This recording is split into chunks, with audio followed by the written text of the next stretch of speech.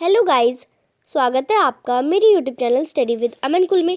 आज हम लाए हैं शिक्षा निदेशालय राष्ट्रीय राजधानी क्षेत्र दिल्ली की कार्यपत्रक नंबर 32 जो कि क्लास 8 के लिए है। सब्जेक्ट आपका हिंदी है।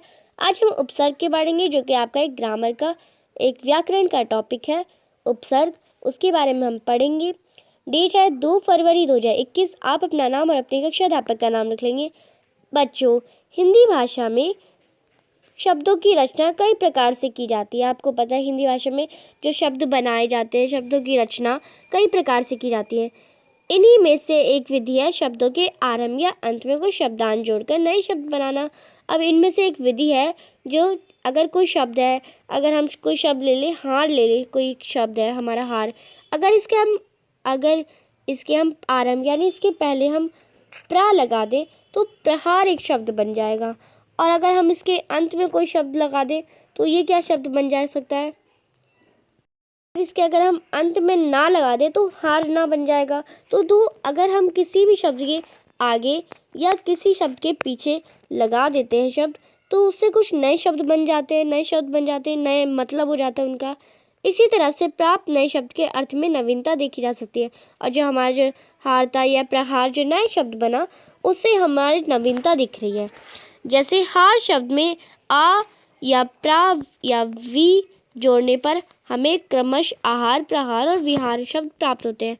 अब ये देखिए, अब जो हमारा हार शब्द है उसमें अगर हम आ जोड़ेंगे तो जो शब्द आएगा वो आहार हो जाएगा यानी भोजन।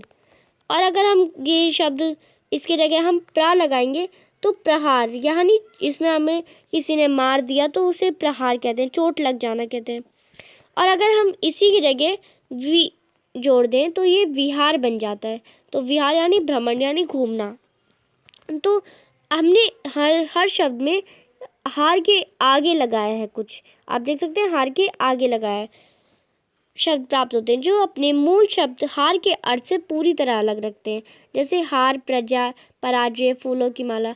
अगर हम हार का मतलब क्या होता है, पराजय होती है और फूलों की माला। दो टाइप के हार होते हैं, जो आप हार पहनते हैं और हार यानी हार जाते हैं कहीं।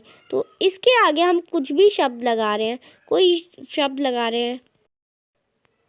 हैं तो इससे जो भी शब्द नया बनता है उसमें जो नवीनता आती है तो इससे हम समझते हैं आ प्लस हार यानी आहार जिसका मतलब होता है भोजन, प्रा प्लस हार यानी प्रहार जिसका मतलब होता है चोट, वी प्लस हार प्लस इक्वल टू भोजन यानी इसका मतलब होता है भ्रमण करना। अतः हम समझ सकते हैं कि वह शब्द जो किसी शब्द के शुरू यानी आरंभ यानी जो सबसे पहले अगर हार शब्द है तो इसके प्रारंभ में हम शब्द लगा रहे हैं ना, तो शुरू में जुड़कर जिसके अर्थ में परिवर्तन या विशेषता ला देते हैं। और अगर हम प्रा लगा दें तो परिवर्तन हो गया, एक नया शब्द बन गया, विशेषता ला देते हैं, उन्हें हम उपसर्ग कहते हैं। तो इन्हीं शब्दों को उपसर्ग कहते हैं। आई होप आपको अच्छे से समझ आ रहा होगा। तो समझ आ रहा है तो इसी वीडियो को लाइक भी कर दीजिए अगर आपको अच्छी लग रही है तो। अब आपने जान लिया उपसर्ग क्या होता है। उपसर्ग आप उपसर्ग के नाम से ही जान ले। उपसर्ग यानी पहले, ऊ से आगे यानी उपसर्ग यानी पहले लगता है जो। और उपसर्ग की तरह प्रत्यय भी होते हैं, प्रत्यय यानी बाद में। अभी हम उपसर्ग सीख रहे हैं तो उपसर्ग के बारे में जानते हैं। उपसर्ग यानी आगे लगना, किसी भी शब्द के शुरू में, प्रारंभ में, आरंभ में लगने वाले शब्दों को उपसर्ग कहते हैं। हिंदी भाषा में 3 प्रकार के उपसर्ग प्रचलित हैं। हिंदी भाषा में 3 प्रकार के उपसर्ग होते हैं, संस्कृत के उपसर्ग, हिंदी के उपसर्ग और विदेशी उपसर्ग। अब देखते हैं संस्कृत के उपसर्ग, विदेशी उपसर्ग और हिंदी के उपसर्ग क्या है।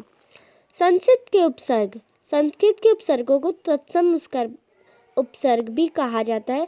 ये उपसर्ग प्राय उन शब्दों के साथ जुड़ते हैं जो संस्कृत भाषा में हिंदी में आए हैं। अब जो संस्कृत भाषा से जो शब्द हिंदी में आए हैं उनमें ये शब्द लगते हैं, उन्हें हम संस्कृत के उपसर्ग कहते हैं। जैसे हम अति ले लें और आचार तो क्या शब्द बन गया, अत्याचार। दूर ले लें और लब ले लें तो ये क्या बन जाएगा, दुर्लभ बन जाएगा। तो ये हमें संस्कृत के उपसर्ग बताते हैं। हिंदी के उपसर्गों को तद्भव उपसर्ग भी कहा जाता है जो हिंदी की भाषाओं से मिलते हैं। इनका प्रयोग प्राय हिंदी शब्दों के साथ किया जाता है। जैसे अध और जला, ये दोनों हिंदी शब्द हैं तो बन गया अधजला। कुचाल, इसमें आप देख सकते हैं अति और आचार मिला के एक अलग ही वर्ड बन गया। इसमें तो ई की मात्रा नहीं है, पर इसमें आप देख सकते हैं कू और चाल, कुचाल। बी ना मांगे तो बिन मांगे, तो ये शब्द बन जाते हैं। अब विदेशी उपसर्ग क्या होता है? इन्हें आगत उपसर्ग भी कहा जाता है। विदेशी उपसर्गों में अरबी, फारसी और अंग्रेजी के उपसर्गों का प्रयोग विदेशी भाषा के शब्दों के साथ किया जाता है। इस प्रकार के शब्द भी हिंदी में प्रयोग किए जाते हैं, जैसे ला इजाल, इलाज, लाइलाज, हम सफ़र, हरदम, हरदम। तो हम ये सब बोलते हैं ना ये शब्द, तो ये विदेशी उपसर्ग कहलाते हैं। अब आप भी निम्नलिखित शब्दों में उपसर्ग और मूल शब्द अलग अलग करके लिखिए। तो आपको ये जो शब्द दे रखे हैं इसका उपसर्ग और मूल शब्द लिखना है। तो जैसे लाइक हम एक एग्जांपल ले लेते हैं। तो हमने एक एग्जांपल ले लिया भरपेट, जो कि इसी में से है। तो भरपेट, तो इसमें जो भर है वो उपसर्ग है, पेट है वो मूल शब्द है। दोनों शब्द मिला के एक नया शब्द बन गया, वो भी एक शब्द ही है। तो ये आपको बता रहा था। तो चलिए इसका आंसर करते हैं। तो आप आंसर करेंगे अंतर्राष्ट्रीय यानी अंतर प्लस राष्ट्रीय, फिर है निर्धन, निर प्लस धन, निर्धन। संयोग, सम प्लस योग, संयोग। प्रत्येक, प्रति प्लस एक, प्रत्येक।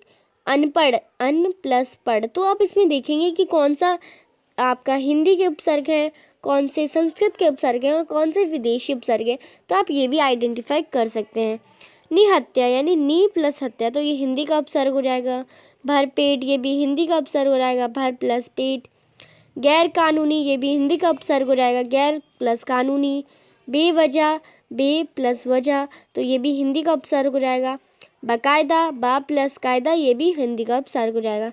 अब जैसे अंतर्राष्ट्रीय, तो ये विदेशी उपसर्ग हो जाएगा। संयोग है, ये संस्कृत के उपसर्ग हो जाएंगे। तो ये आपका आज की वर्कशीट कंप्लीट होती है। अभी तक आपने मेरे चैनल को सब्सक्राइब नहीं करा है तो प्लीज़ मेरे चैनल को सब्सक्राइब कर ले। उसके बाद आने वाले बेल आइकन को प्रेस कर ले, जिससे आपको नोटिफिकेशन मिलता रहता है। जैसे ही मैं वर्कशीट डालूंगी आपको नोटिफिकेशन मिल जाएगा और आप मेरे चैनल पे आके देख भी सकते हैं कि वीडियो डल गई है। तो आप वीडियो ज़रूर देखें। और आप आज का कमेंट, तो आज आप मुझे कमेंट सेक्शन में बताएंगे जो शब्द सुविचार है, उसमें जो सुविचार है आपका शब्द, इसमें ये कौन सा विसर्ग है?